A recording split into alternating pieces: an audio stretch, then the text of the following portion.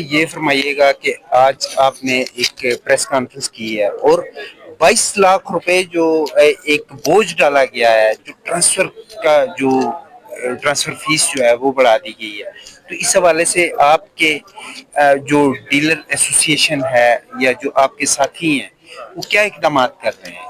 دیکھیں جی، ہم اپنا احتجاج ریکارڈ کروا رہے ہیں. آج پریس کانفرنس بھی اسی لیے تھی.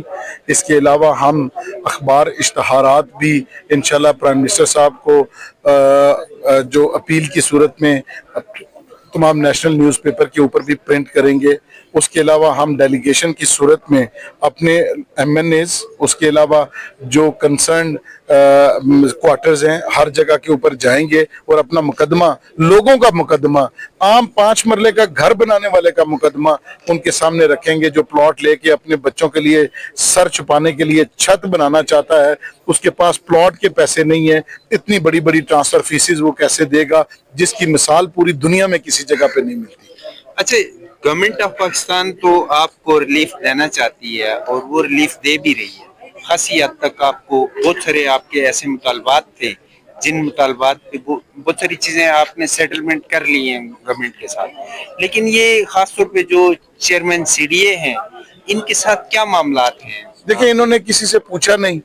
پرائم منسٹر صاحب نے کنسلٹیشن کے لیے ٹاسک فورس بنائی.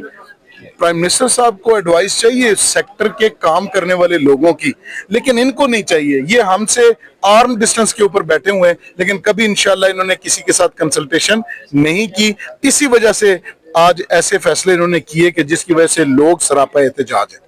اچھا، یہ جو آپ کی ایسوسی ایشن ہے یہ اس وقت سراپا احتجاج بھی ہے، اور آپ کے اگر آپ کے یہ مطالبات جو آپ نے پریس کانفرنس میں مطالبات اٹھائے ہیں، جو نکات اٹھائے ہیں، اگر ان پر کوئی عمل درآمد نہیں ہوتا تو اگلا لایا عمل کیا ہو سکتا ہے آپ کا؟ جی، ہم تو 15 تاریخ کو آکشن آ رہی ہے سی ڈی اے کی، ہم تو آکشن کا بائیکاٹ کرنے کے لیے جا رہے ہیں، نمبر 1. اور اس کے بعد ہم 22 جولائی تک اگر یہ معاملات سیٹل نہ ہوئے تو ہم 10,000 لوگ لے کے پرامن احتجاج کرنے کے لیے سی ڈی اے کے باہر جائیں گے اور وہاں پر بیٹھیں گے اس وقت تک جب تک ہمارے مطالبات پورے نہیں ہوں.